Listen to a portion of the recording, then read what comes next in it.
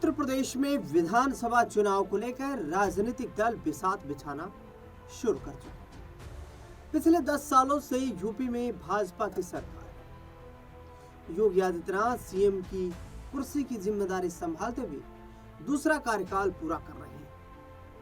वहीं दूसरी ओर समाजवादी पार्टी प्रमुख अखिलेश यादव भी 2027 में पीडीए की राजनीति के तहत करिश्मा करने के लिए तैयारियों का बिगुल फूंक चुके हैं।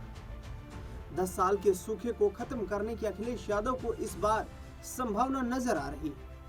लेकिन क्या आप जानते हैं 2022 के विधानसभा चुनाव से पहले यादव परिवार में राजनीतिक तौर पर एक बड़ा डैमेज हुआ, जिसे मुलायम सिंह भी नहीं संभाल पाए थे। आज इस खास रिपोर्ट में हम बात करेंगे अपर्णा यादव की, जिन्होंने मुलायम सिंह यादव और अखिलेश यादव को बड़ा झटका दिया था।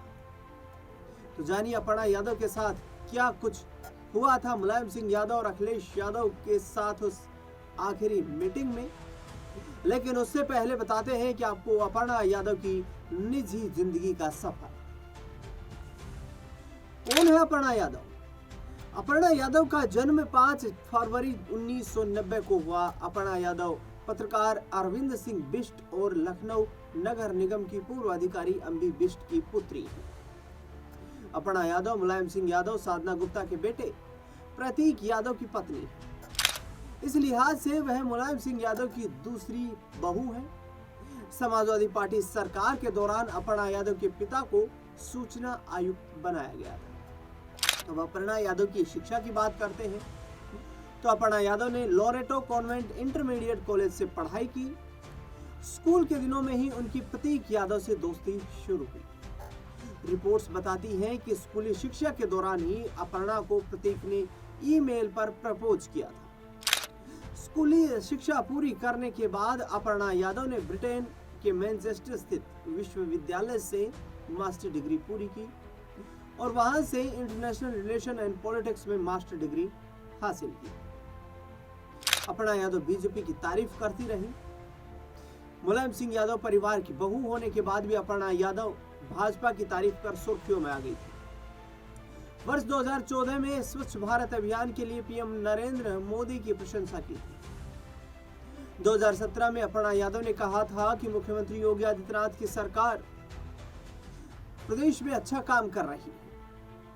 अपर्णा यादव के इस रवैये से कहीं ना कहीं परिवार में राजनीतिक तौर पर असंतोष था। राजनीतिक जानकार बताते हैं कि अपर्णा यादव के इस तरह के बयानों से समाजवादी पार्टी के विपक्षी दल उन बयानों को राजनीतिक एजेंडे के रूप में इस्तेमाल करने लगे।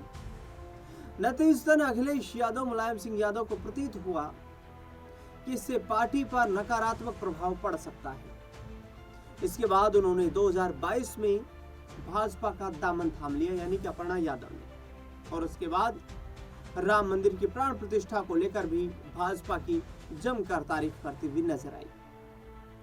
दरअसल बताया जाता है कि टिकट वितरण से नाराज थी अपर्णा। मुलायम सिंह यादव की छोटी बहू अपर्णा यादव ने जनवरी 2022 में उत्तर प्रदेश विधानसभा चुनाव से ठीक पहले समाजवादी पार्टी छोड़ी थी। उनका भाजपा ज्वाइन करना सपा के लिए किसी बड़े झटके से कम नहीं था। भाजपा ज्वाइन करने के बाद अपर्णा यादव ने प्रधानमंत्री नरेंद्र मोदी और सीएम योगी आदित्यनाथ की तारीफ की, उनका धन्यवाद दिया। अपर्णा ने यह भी कहा कि राष्ट्र धर्म उनके लिए सबसे ऊपर है। दरअसल भाजपा ज्वाइन करने के बाद अखिलेश यादव पर क्या बोली अपर्णा यादव, ये जानकारी भी देते हैं आपको। 2022 के यूपी विधानसभा चुनाव से ठीक पहले भाजपा के दिल्ली मुख्यालय में समाजवादी पार्टी के वरिष्ठ नेता मुलायम सिंह यादव की बहू अपर्णा यादव उत्तर प्रदेश भाजपा अध्यक्ष उस वक्त के तत्कालीन स्वतंत्र देव सिंह और उप मुख्यमंत्री केशव प्रसाद मौर्य की मौजूदगी में पार्टी में शामिल हुई। इसके बाद पत्रकारों ने सवाल किया कि क्या आप सपा अध्यक्ष अखिलेश यादव उम्मीदों पर आप खरा नहीं उतर पाए, इसलिए आपने भाजपा में जाने का फैसला किया है। इस पर अपर्णा यादव ने कहा कि ऐसी बात नहीं है, बस इतना कहना चाहती हूं कि मैंने हमेशा राष्ट्र को धर्म माना है, हमेशा राष्ट्र के लिए ही फैसला लिया है। ये मेरी नई पारी है। मैं पीएम मोदी, सीएम योगी से बहुत प्रभावित हूँ। उनकी नीतियाँ मुझे नैतिक रूप से भाती हैं।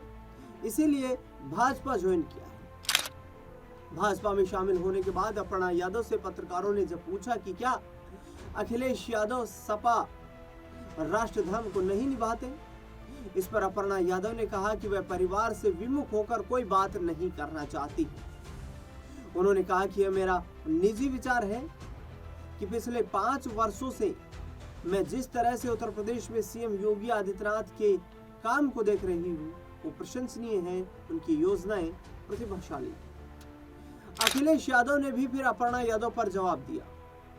अपर्णा यादव के समाजवादी पार्टी छोड़ने के फैसले को लेकर अखिलेश यादव से पत्रकारों ने सवाल पूछे कि राजनीतिक गलियारों में ये चर्चा है कि वह समाजवादी पार्टी से चुनाव लड़ने के लिए टिकट चाहती थी, लेकिन उन्हें पार्टी ने उम्मीदवार नहीं बनाया। अखिलेश यादव ने इस पर प्रतिक्रिया देते हुए कहा कि टिकटों का वितरण आंतरिक सर्वे और क्षेत्रीय समीकरणों के आधार पर किया जाता है।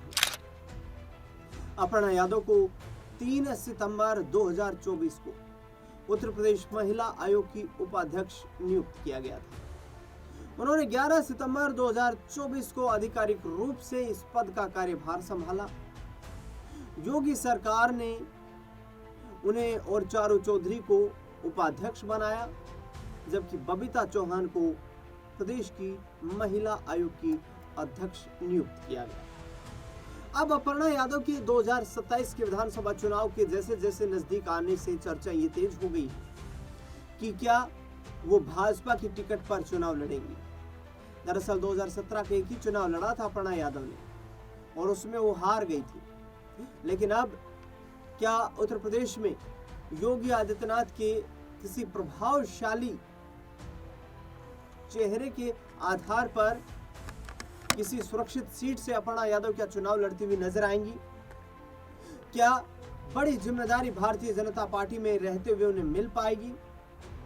दरअसल याद कीजिए वो वक्त जब करहल विधानसभा के उपचुनाव था, लोकसभा चुनाव के 6 महीने के बाद, और करहल विधानसभा चुनाव में एक तरफ समाजवादी पार्टी ने तेज प्रताप यादव जो कि अखिलेश यादव के भतीजे हैं उनको चुनावी मैदान में उतारा, दूसरी ओर अखिलेश यादव जिन कोशिशों में जुटे हुए थे कि करहल जो है उनका गढ़ है, लेकिन वहां पर भाजपा ने उनके रिश्तेदार अनुजेश यादव को चुनावी मैदान में उतार दिया। और उस दौरान उत्तर प्रदेश के मुख्यमंत्री योगी आदित्यनाथ ने एक बड़ा बयान दिया था कि आने वाले वक्त में भारतीय जनता पार्टी इटावा, सैफई, जसवंत नगर जैसे इलाकों में भी जीत दर्ज करेगी। समाजवादी पार्टी का जो गढ़ है वहां पर भी भाजपा का कमल खिलेगा। तो अब राजनीतिक जानकारों का यही मानना है कि अखिलेश यादव को जातीय आधार पर डैमेज पहुंचाने के लिए बीजेपी अपर्णा यादव के यादव परिवार से जुड़े हुए होने का सियासी फायदा उठा सकती है। खबरें तो यहाँ तक लगी थी कि अखिलेश यादव की बढ़ती मजबूत राजनीतिक सक्रियता समाजवादी पार्टी में कहीं ना कहीं प्रतीक यादव को जगह बनाने से रोक रही है, लेकिन इसका कोई आधार नजर नहीं आया। अब अपर्णा यादव क्या कुछ फैसला आगे आने वाले वक्त में लेंगी, ये देखना बेहद दिलचस्प रहेगा।